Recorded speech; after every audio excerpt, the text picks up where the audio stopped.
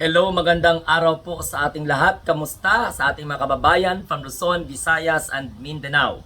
Ito na naman ang inyong lingkod, ang munting tinig ng ordinaryong Filipino. So pag-usapan natin mga kamunting tinig ang survey na kung saan sinasabi po na majority daw sa mga Pilipino tutol sa Duterte ICC arrest. Alam nyo guys, matagal na pong dinala si Rodrigo Duterte sa The Hague. Pinalipad. Matagal na pong nahuli. Oo, ng Interpol. At of course, ni General Torre at pinadala sa pamamagitan ng eroplano si Tatay Rodrigo Duterte ninyo. So kayo ngayon, mga Duterte Die Hard supporters, nagpaniwala kayo dyan sa survey. Niluloko lang kayo niyan. Ginagawa lang kayong gago niyang survey na yan. Oo, kasi may lumabas dito na majority daw po sa mga registered Filipino voters. Total daw po sa pagkakaaresto kay dating Pangulong Rodrigo Duterte, berdugo ng International Criminal Court. In relation to that, sa kanyang tinatawag na controversial bloody war on drugs. Yan ay according to False Asia. Hindi False Asia, hindi pulso ng bayan, kundi false. Kasinungalingan sa Asia Survey. Now ngayon, kayo mga Duterte Die Hard supporters, bakit naman kayo nagpapaniwala dyan? Kaya nga tayo nag-aaway-away, kaya kayo ginalekturan, kaya nga ko kayo ginayaw-yawan, dahil kawawa kayo. Ginagamit lang kayo ng mga survey na yan. Wala nga magawa. Ginoo ko patawa. Napigilan nyo ba? Majority daw kuno sa mga Pilipino. Alam nyo sa totoo lang, dapat nyong tanggapin na si Rodrigo Duterte, hindi na po iniisip ng sambayan ng Pilipino yan kung walang balita. Alam mo na tuwang-tuwa ang mga Pilipino dahil nahuli na ang kriminal. Tuwang-tuwa ang mga Pilipino dahil sa wakas magkakaroon na po ng hustisya ang biktima ng bloody war on drugs ng tatay po ninyo. Naintindihan po ninyo yan? Kaya ngayon nagkaroon ng survey. Maniwala kayo? Sus Marsi Patawara, Santissima Trinidad. Alam ninyo masakit yung mata ko. Alam ninyo mga DDS, alam ninyo mga anti-Marcos, mga anti-government. Dapat, noon nyo pa tinanggap yan na si Rodrigo Duterte gusto na pong ipakulong ng majority ng ating mga kababayan. Dahil hindi niya na ginagalang ang karapatan ng mga Pilipino. Hindi niya iginagalang ang batas sa hindi pagsunod ng due process para lang di umano masolve ang mga addict or addiction sa bansa. Isip panahon ni Rodrigo Duterte, patayan dito, patayan doon. At hindi po yan nakahaka. May mga report po ang Commission on Human Rights at iba pa mga non-government organizations na nagmomonitor sa mga violation pagdating po sa karapatang pantao. At itong kaso ni Rodrigo Duterte ay hindi basta-basta. Crime against humanity. Saan po humuhugot ng lakas ng loob ang False Asia na magsabi na majority sa mga Pilipino oppose Duterte's ICC arrest? 8 taon po hinintay ng sambayan ng Pilipino yan. Sa loob po ng mahigit 8 taon, nagtiis po ang pamilya ng mga biktima ng Peking War on Drugs ng Duterte administration. Nagtiis po ang mga biktima, ang mga naiwan na pamilya ng mga biktima. Yung iba mga breadwinner pa, nalagutan ng hininga, hindi man lang nalitis. Agad-agad, binaril, pinatay. Na walang kalaban-laban. Para lamang po magkaroon ng tinatawag na reward. Ma-promote. May quota. May recycle ng kung gano-ano pa. Maliliit na mga personalidad ang mga nalalagas. Samantalang walang mastermind na napanagot. Napapanahon na para tanggapin ninyo mga Duterte supporter na yung tatay ninyo kailangang humarap sa International Criminal Court dahil wala pong nakikita at nakukuhang hustisya ang mga kamag-anak ng mga biktima panahon ng tatay ninyong berdugo. Kaya kasinungalingan, yung sinasabi ng mga ganyan, na majority daw ng mga Pilipino, tutol. Dahil sa resulta ng eleksyon, kung tutol ang mga tao, di ba dapat pati lahat senatoriable nyo nanalo. Lahat ng local officials nyo na in-endorse ng mga Duterte dapat nanalo. Kasi hindi po mag-coincide yung sinasabi ninyo na majority of the Filipino people oppose Duterte's ICC arrest. Saan kayo kumukuha ng indicators? How did you construct your question na hindi naintindihan ng tao? Kawawa naman yung mga tao na niloloko ninyo sa mga survey ninyo. Kawawa naman yung mga Pilipino na pinapaniwala ninyo na karamihan sa mga Pilipino hindi natuwa. O karamihan sa mga Pilipino oppose sa pagka-aresto. Actually nga, hindi nga pagka-aresto ang ginagamit ninyo, pati yung ginagamit nyo ngayon, kidnapping Diba? Kasi mga bobo kayo. Naniniwala kayo sa mga statement ni Sara. Naniniwala kayo sa mga statement ng mga tagapagtanggol ni Rodrigo Duterte na kinidnap. Kinidnap ba kasama abogado? Tapos ngayon, lahat ng mga plea ng mga Duterte lawyers, butata sa ICC. Mga kamunting tinig, ang totoong pulso ng taong bayan, masaya sila. Kasi wala nang pakialam ang mga tao dyan kay Rodrigo Duterte. Kaya lang dumadaan sa mga news feeds. Pagkatapos, ang mga kaalyado niya, maingay pa, di mag-iingay din tayo para ipamulat natin ang ating kapwa Pilipino na hindi po totoo na oppose po ang mga Pilipino sa pagdala kay Rodrigo Duterte sa International Criminal Court.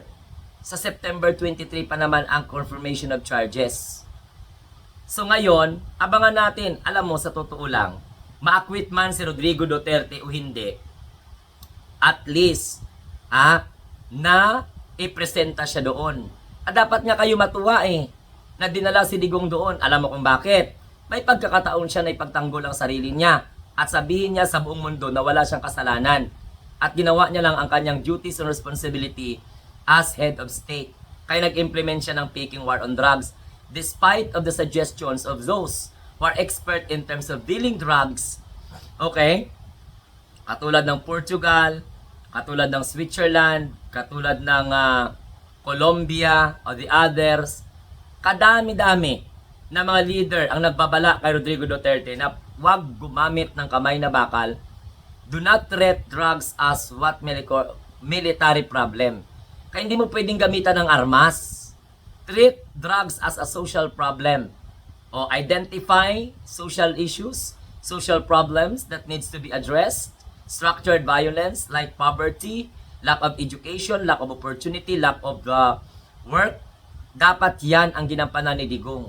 Hindi na magpabugal-bugal, hindi na yabang na tatapusin niya ang droga sa loob lamang po ng 6 na buwan. Natapos na lang yung termino ni Digong sa loob ng 6 na taon, walang nangyari. Patayan dito, patayan doon. Libo-libong mga kaluluwa naghintay kung ano po ang resulta ng International Criminal Court decision. Okay? Ano pa yung mga Davao Death Squad pa? Kaya ngayon sasabihin ninyo, majority of the Filipino people oppose Duterte's ICC's arrest. Wow! Naniwala naman kayo kay Aimee, naniwala naman kayo kay Sara, naniniwala naman kayo sa mga vlogger na nagsasabi na karamihan sa mga Pilipino na saan? Wala nga kayong crowd. Kapag nag-rally-rally kayo, sabihin nyo pa, majority ng registered Filipino voters against sa pagkakaresto kay Digong. Saan kayo humuhugot ng lakas ng katangahan at kabubuhan? Wala kayong majority. Pasok nyo yan sa kukote ninyo. Ang mga Duterte now, itsapwera na. Kasi alam mo, tinuruan din nila yung taong bayan na mamuhi sa kanila. Yung mga namumuhi sa mga Duterte ngayon, yung mga nagagalit, yung mga naiinis, yun po yung mga masigasig nila ng mga taga-suporta na wala ng gana dahil dakdak sila ng dakdak, sira sila ng salira na akala mo may nagawa nung sila po ang namumuno sa bansa. Saan banda? May pagmamalaki ba ang Duterte administration sa buong mundo when it comes to leadership, when it comes to solving social problems? Hindi nga niya gintreat ang drugs as a social problem. Ginawa niya military one. That's the reason why he utilized the men in uniform. Turuan pa na Sige, galantiin ninyo. Sikapin nyo na maglaban para sabihin ninyo, mayroon kayong self-defense. Self-defense ba yun? Paano may apply ang element of self-defense kung nakaposas yung tao tapos binaril pa? Eh kitang-kita naman sa mga video. Tapos ang mga bata, 4 na taon nadadamay pa. Tapos sasabihin ninyo, majority of the... So, ibig sabihin, majority ng mga Pilipino gusto ng patayan? Gusto ng crime against humanity? Gusto na hindi makipagkita ng ebidensya sa korte, kukulungin ka lang kaagad o di kaya ipapatayin ka lang kaagad? Duterte administration teach criminals to fight each other. Dahil tamad ang Duterte administration sa pamumuno ni Rodrigo Duterte, isolve ang problema. Pa-matrix, wala namang nakulong ng mga general. Nagsayang lang ng tinta ng ballpen. Wala namang nangyari doon sa mga general na kasama sa matrix. Yung mga kawawa na mga kababayan doon, nadamay pa.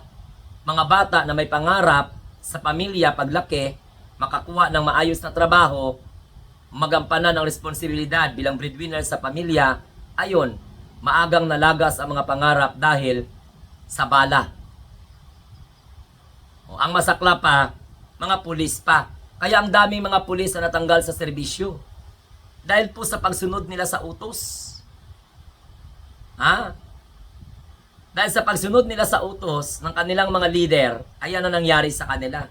Ang daming mga ranking officials na kung saan ay namiligro pa ang kanilang mga retirement dahil po sa kinasuhan sila.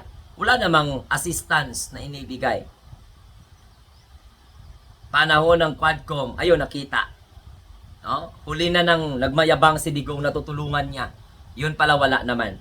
Ang daming mga opisyal ng Philippine National Police na relieved, under investigation by following orders. Mantakin mo, wala kang magawa eh.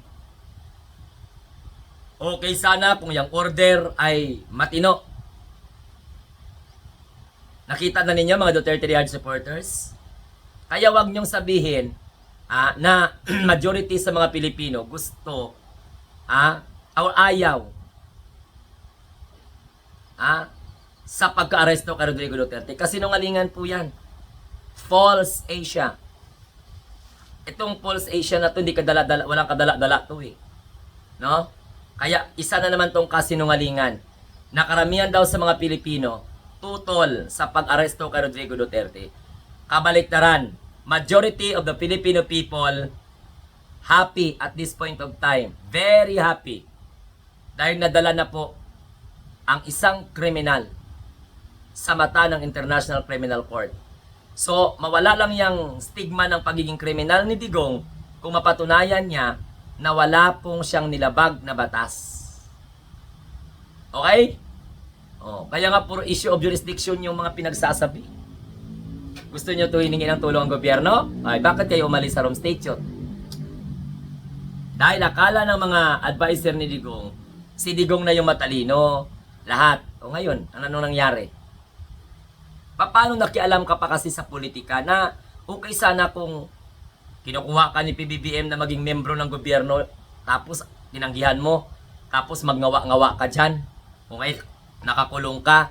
Ngayon, ang mga supporter mo, pinagluloko ang mga tao, pinapamuka na makaramihan sa mga Pilipino against sa pagparesto sa iyo. Kaya kayo na mga nanonood dyan, na mga Duterte Rehard supporters, tingnan po ninyo sarili nyo. Sino ang dahilan kung bakit si Digong nakakulong? Kayo. Dahil ang ingay-ingay nyo wala sa lugar. Imbis hindi napansin si Digong, napansin na lang. And by the way, don't blame the Marcos administration. Hindi pa Pangulo si PBBM, may kaso na si Rodrigo Duterte sa ICC. Pinag-aaralan na ng prosecutor yan. Nagkataon na siya yung Pangulo, lumabas ang warrant, kaya malas lang ni Digong. Kaya for your informations, okay, si Rodrigo Duterte sinampahan ng reklamo sa ICC 2016 pa. So therefore, sinasabi ninyo na walang jurisdiction ng ICC sa Pilipinas when it comes to membership. But when it comes to case filed against him, meron. Dahil yung file po ito before sila nag-withdraw sa International Criminal Court. Kay man, hangag. O, naintindihan? Kayman hangag.